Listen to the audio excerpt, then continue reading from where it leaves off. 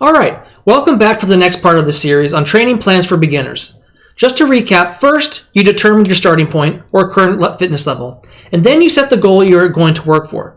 Now it's time to fill in the middle with all the incremental steps you need to go from the start to finish. This is the most critical, detailed, and technical part of creating the plan. If you simply search 5K training plans, you'll not have to look very hard to find results. From beginner-level couch to 5K programs to Jeff Galloway's elite training plan, you can find a calendar that lists what to run, when to run, and how much to run. But have you ever wondered how do they come up with this? Experience? Yes, in most cases a coach knows how to develop a quality training plan through years of competing as a runner before becoming a coach themselves. But you don't have to be that elite athlete to know how to construct a training plan. All training plans for distance running events will be comprised of the same basic elements, or any activity.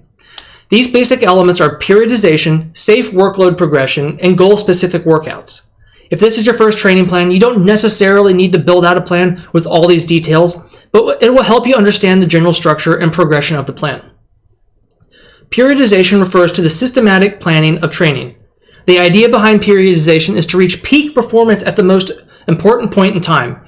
Usually this is a competition, but it can also just be the personal goal line you set for yourself. It is a progressive cycle that divides the conditioning program into different phases of training, each with their own goal. You can adjust the timeline for these based on the duration of the plan you're creating. There are 3 different cycles. First, you have the macro cycle, then the meso cycle, and finally, the microcycle. A macro cycle is usually a year-long plan made up of 3 phases: preparation, competitive, and transition. The preparation phase usually lasts 2/3 to 3/4 of the macro cycle and is where the majority of the training takes place.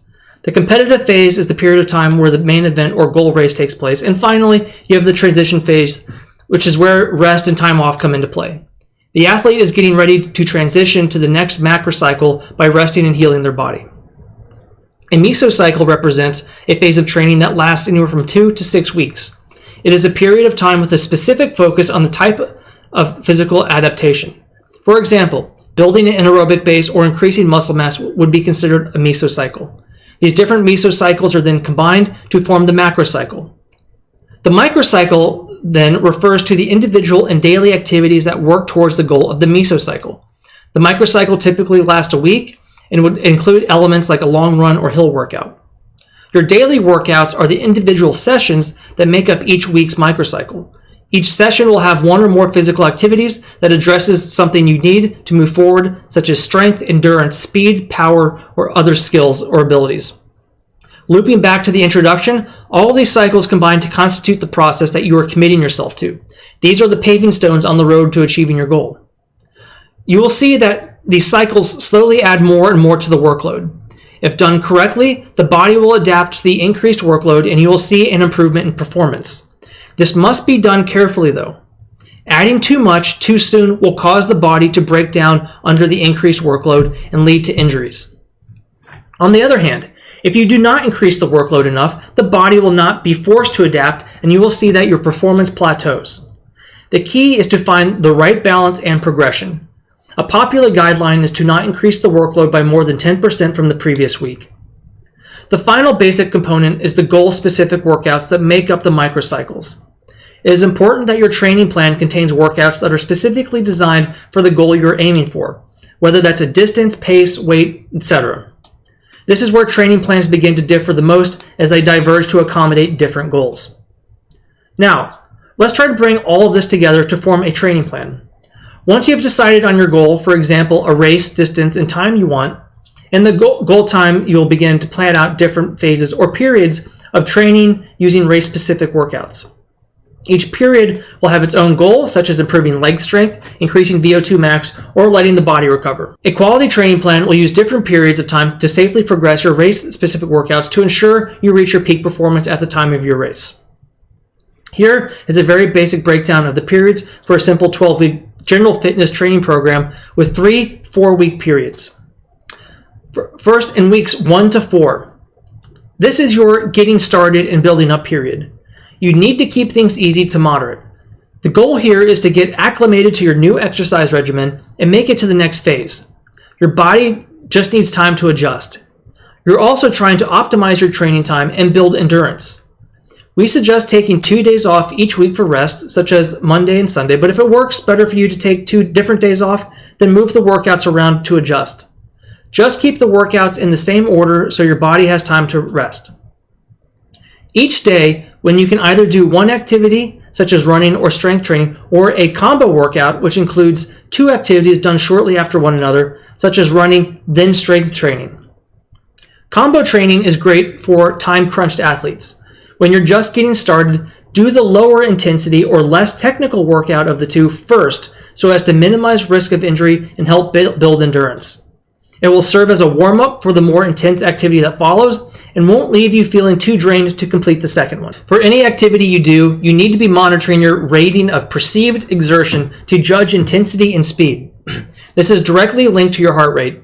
It's important to know this for a few reasons. Beginning a new training program at very high RPE levels increases the risk of injury. Faster paces can only be maintained for short periods, and some activities should be controlled at lower paces. Learning your baseline will also help you know how much to increase intensity when needed in the next few periods. The perceived exertion scale is as follows, and we're just using running as an example here. Zone 1 includes gentle rhythmic breathing at an easy pace like a jog or a trot.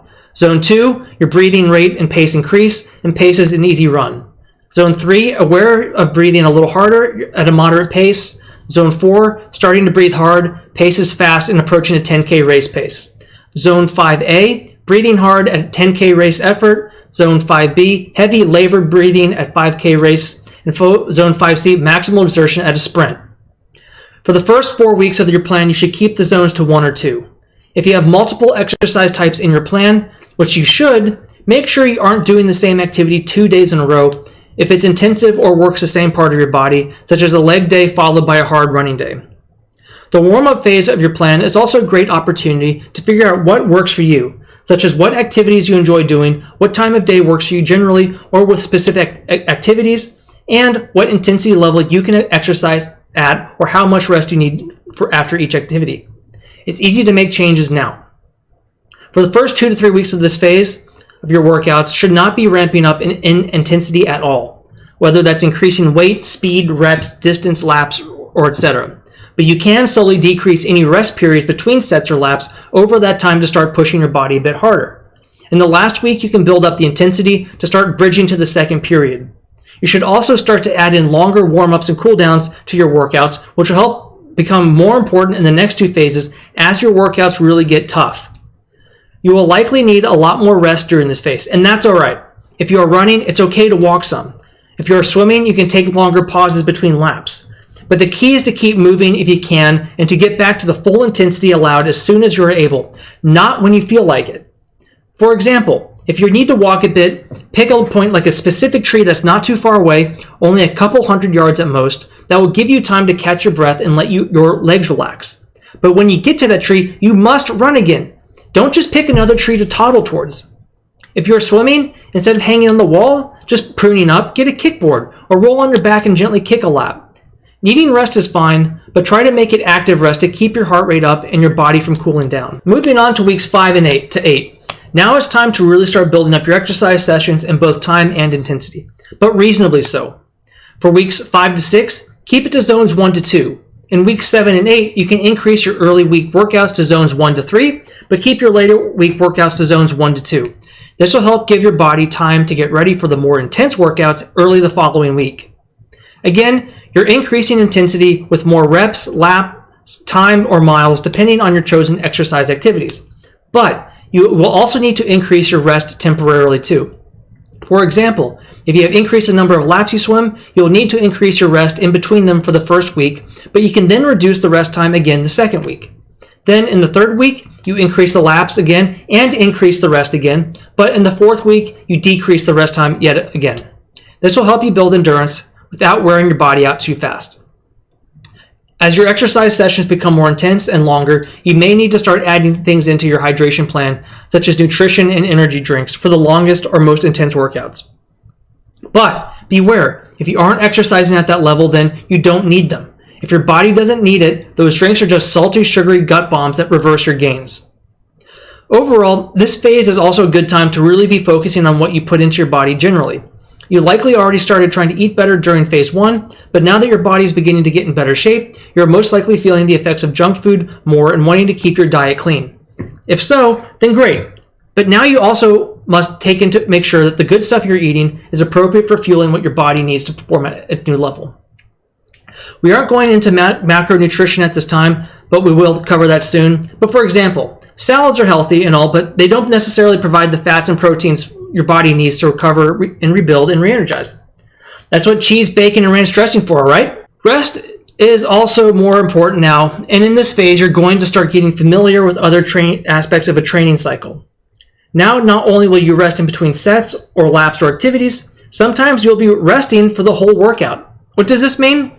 No, you aren't just going to go sit on the couch. It means you'll still have an exercise session, but your intensity level drops off significantly to allow your body to recover and adapt. This is similar to what we discussed in period 1, active rest. Instead of running, go jog or walk instead. Rather than swimming lots of laps at a fast pace, swim fewer laps easily or just kick more. Don't pick up the heavy weights at max reps, get lighter weights with a moderate set. Your RPE zones should only be 1 to 2 max during active rest sessions. And finally, weeks 9 to 12, this period is the home stretch for your training plan. In this training block, both the volume and intensity of your workouts increases. Some workouts will be in RPE zones 3 to 4. However, if the goal you are training for is a race or other competition, then the training volume for the final week, week 12, is reduced so that your body gets rest so you can have a fun and successful race. Otherwise, full steam ahead to your personal finish line. If you will be racing, here are some pointers to help you avoid rookie mistakes. Refrain from doing any more training than what is included on the schedule. Do not do a test event the day before your race just to be sure you can make it. This will leave you tired for the race itself, and you may very well not make it. Your concern will become a self-fulfilling prophecy. Don't sweat your progress or get yourself worked up about what you could possibly have done better. What's done is done, so try to relax and enjoy the fitness level you have achieved. Your mind can undo the progress your body has made when it counts. Conquer those nagging little fears with positive self-talk. Your goal on race day isn't to win the race, but just to finish it with a smile on your face. If you do your best, the results will speak for themselves. You don't have control over your competitor's performance. And if you do, then you're probably doing something illegal and immoral. So just focus on yourself and run your own race. There are always more races to do better in the future. Anyway, now you have your training plan laid out and you're ready to get started. When? Today, of course. Don't push it off till tomorrow what you can do today. And most importantly, don't obsess over whether your training plan is perfect. If this is your first time creating a plan, you don't actually know what you really need yet. You can always change the plan going forward as you learn more about the process and yourself. So tape the plan to the fridge or tack it to the wall, but put it where you can't not see it, and go out there and get after it. Thank you for watching our video. I hope you found something of value in it that will help you take steps towards achieving your goals, whatever they may be. If you have any questions or comments about today's topic, please drop a comment below or shoot me an email at info@fitenable.net.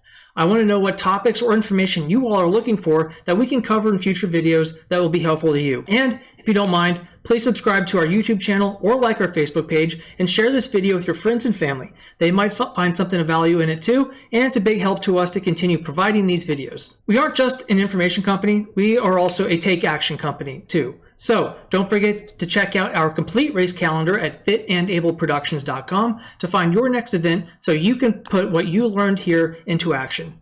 Knowing what you need to do doesn't matter if you don't actually do it. All of our races, with everything from mile to marathon, help support one or more local great charitable organizations that provide much needed services in our community. As always, thank you for racing with Fit and Able.